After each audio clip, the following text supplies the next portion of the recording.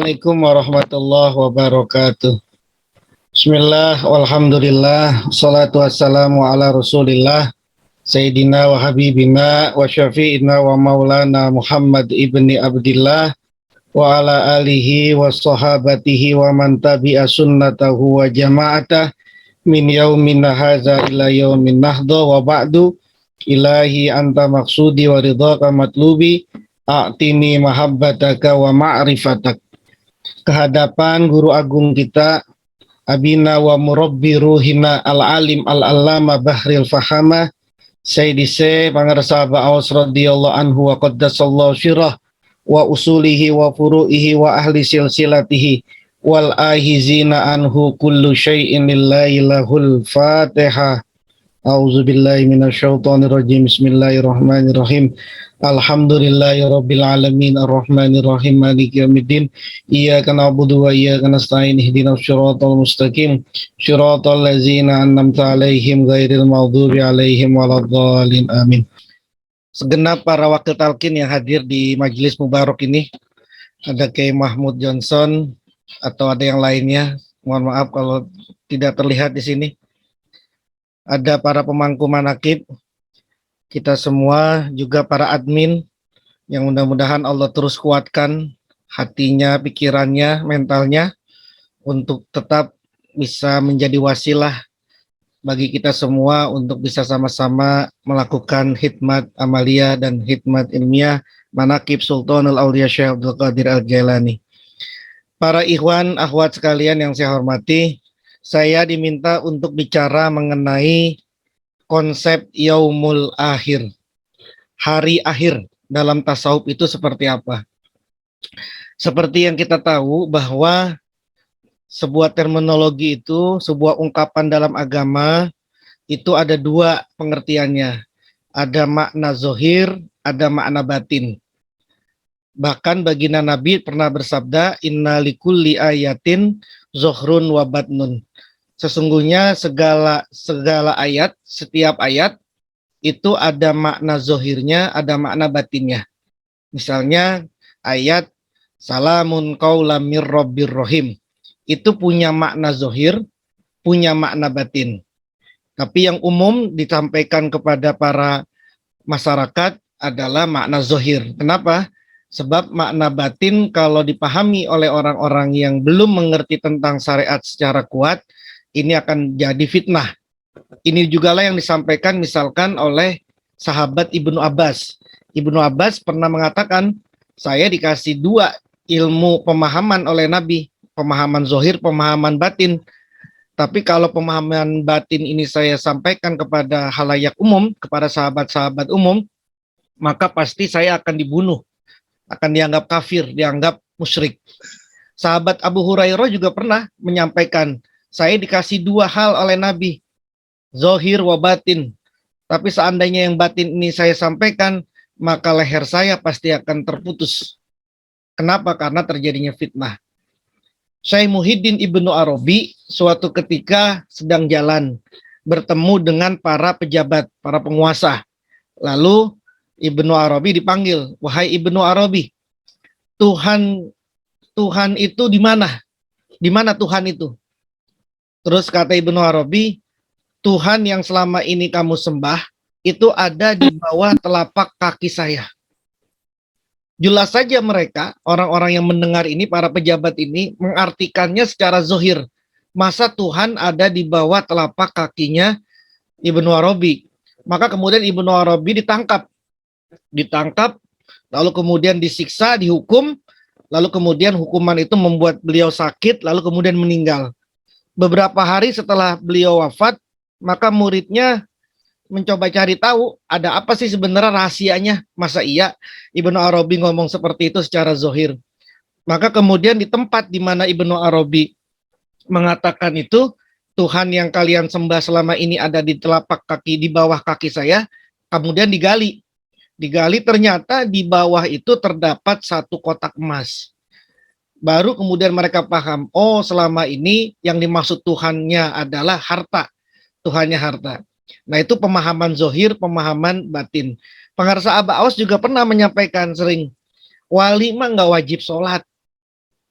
walima nggak wajib sholat. Kalau dimaknai sebagai zohir, maka pasti masa iya wali kagak melaksanakan sholat. Tapi ternyata makna batinnya adalah bahwa wali mah nggak wajib sholat, dia mah butuh sholat. Yang wajib sholat mah orang yang masih belum wali, yang kalau ngerjain sesuatu karena kewajiban, bukan karena kebutuhan. Sholatnya masih sholat kewajiban, belum sholat kebutuhan. Kalau sholat kebutuhan itu seperti halnya kita butuh makan, butuh minum. Sholat 12 rakaat ba'da maghrib enteng, sholat 20 rakaat sarapan pagi enteng, gitu 20 rakaat dan lain sebagainya. Kenapa? Karena sholat itu menjadi kebutuhan. Nah, Pakar Sabah mengatakan begitu. Sholat tidak wajib itu makna zohir. Makna zohir ada makna batin. Kita juga sering mengatakan ada apa-apa, abah tolong, abah tolong, abah tolong. Kok abah bukannya Allah? Nah itu kan ada makna zohirnya, ada makna batinnya. Jadi intinya semua kalimat-kalimat di dalam agama, terutama dalam tasawuf, itu pasti punya dua makna. Ada makna zohir, ada makna batin. Contoh lain misalnya. Yaumul id, hari id, hari id. Hari id ini secara zohir artinya adalah ya Idul Fitri atau Idul Adha. Tapi kata Sayyidina Ali karamallahu wajhah, kullu yaumin la nu'sillaha fihi fawalana idun. Kata Sayyidina Ali, setiap hari di mana kami tidak bermaksiat kepada Allah, maka hari itu adalah hari id. Al yauma lana idun wa godan lana idun. Besok hari ini adalah hari id, besok juga adalah hari id. Semua hari di mana kami tidak bermaksiat itu adalah hari raya namanya. Ada juga misalnya Lailatul Qadar. Kata Lailatul Qadar juga kan punya makna zohir, punya makna batin. Makna zohirnya seperti yang dipahami oleh kita kebanyakan, ya Lailatul Qadar itu malam di mana Allah akan turunkan, yang itu terjadinya pada bulan Ramadan, khususnya di 10 terakhir bulan suci Ramadan, wabil khususnya lagi di malam ganjil, wabil khususnya lagi di tanggal 27 Ramadan. Itu makna zohir dari Lailatul Qadar. Tapi makna batinnya kata ulama-ulama, auqatuna kulluha Lailatul Qadar. Kata Syekh Al-Mursi, kata Syekh Al-Mursi, muridnya, pelanjut mursyidnya Abi Hasan Asazili, mengatakan, auqatuna kulluha Lailatul Qadar. Waktu kami semuanya adalah Lailatul Qadar. Tidak ada waktu yang bukan Lailatul Qadar. Kenapa? Karena di waktu itu nu'ammiru biha awqatana kullaha fikratun wa tibarun wa suhudun wa stibsorun. Karena semua waktu-waktu kami isi dengan fikratun, berpikir, wa tibarun, mengambil iktibar, wa suhudun, dan menyaksikan keagungan Allah, wa stibsorun, dan melihat secara batiniah dengan basyirah kepada Allah Subhanahu wa taala.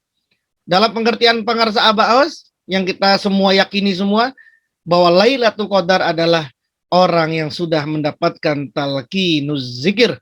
Saat dia mendapatkan talqinuz zikir, maka saat itulah dia mendapatkan Lailatul Qadar. Kita yang melakukan zikir zohir, zikir jahar, zikir khafi, itu adalah orang-orang yang saat itu sedang mendapatkan Lailatul Qadar. Nah itu contoh-contoh di mana ada makna yang sifatnya zohir, ada makna yang sifatnya batin. Pun juga begitu dalam pembahasan kita sore hari ini. Yaumul akhir, hari akhir. Hari akhir juga punya dua makna. Ada makna yang zohir, ada yang makna yang batin. Makna zohir itu apa? Makna zohir itu ya yaumul akhir itu adalah yaumul akhirah. Hari akhirat. Hari akhirat. Hari akhir ini satu dari 6 rukun iman yang ada. Iman kepada Allah, pada malaikat, kepada kitab, kepada Rasul, kepada hari akhir, dan yang keenam kepada qadarnya Allah, baik yang khairihi wa syarrihi. Nah kalau kemudian ini ditarik, apakah yaumul akhir ini punya makna batin? Jelas ada. Ada yaumul akhir ini makna batinnya, bukan makna zohirnya saja, tapi dia punya makna batin. Kenapa? Sebab 6 rukun iman ini semuanya sudah ada. Percaya kepada Allah, ada Allahnya. Percaya kepada malaikat, malaikatnya sudah ada. Percaya kepada kitab-kitab, kitabnya sudah ada. Percaya kepada rasul, rasulnya sudah ada. Percaya kepada takdirnya Allah, takdirnya sudah terjadi. Masa satu percaya kepada hari akhirnya belum terjadi. Nah ini kan yang masa yang lima ini sudah terjadi, satu kok belum terjadi. Maka yaumul akhir di sini tidak hanya diartikan secara makna zohir, tapi juga diartikan secara makna batin. Inilah yang Pangarsa Abah sampaikan dalam membahas atau dalam mengutip sabdanya baginda Nabi Shallallahu Alaihi Wasallam, bahwa Nabi pernah bersabda, Allahumma la aisa illa aisul akhirah. Ya Allah, tidak ada kehidupan kecuali kehidupan akhirat. Maksudnya tidak ada kehidupan kecuali kehidupan saat ini. Liman la ya'lamu yaumal ghad. Untuk orang yang tidak tahu hari besok. Hal minal ahyai, apakah dia termasuk orang yang masih hidup, au minal amwat, atau termasuk orang yang sudah mati, au min ahlil kubur, atau dia termasuk ahli kubur, au min ahli nusur, atau dia termasuk orang yang sedang dibangkitkan. Tidak tahu kita ini, tidak tahu. Karena kita tidak tahu ini, fahazal yaum yaumul akhirilaka. Maka hari ini menjadi hari akhir untukmu. Fa'in kunta mukinan, kalau kamu ini sudah yakin, bi annal yauma yaumul akhir. Kalau kita semua sudah yakin, kata Pangarsa Abah ini, kalau kamu sudah yakin bahwa hari ini adalah hari akhir, fa'mal solihan, maka beramallah dengan amalan soleh, wa tub ilallahi fi hazal yaum, taubatlah kepada Allah di hari ini, wa tahhir qalbaka, sucikanlah hatimu, wa qalibak wa qalibika, dan jiwamu, dirimu, fi hazal yaumi, pada hari ini, wa anib ilaihi, dan kembalilah kamu kepada Allah Subhanahu wa taala, biqalbikas salim, dengan hatimu yang sehat, dengan hatimu yang selamat.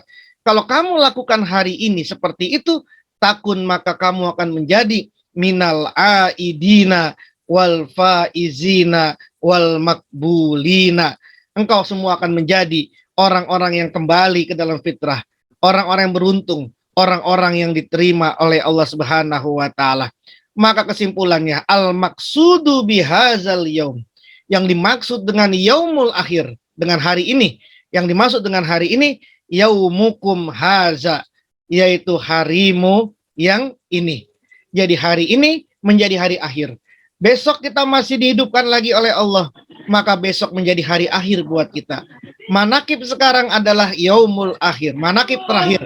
Besok kita manakib lagi, manakib terakhir. Begitu seterusnya. Karena hari ini kita tidak tahu apakah besok menjadi ada ataupun tidak ada. Orang yang melakukan, mempunyai keyakinan seperti ini, bahwa setiap hari adalah yaumul akhir, itu kata Pangarsa Abah, maka merekalah orang-orang yang minal aidin wal faizin wal makbulin.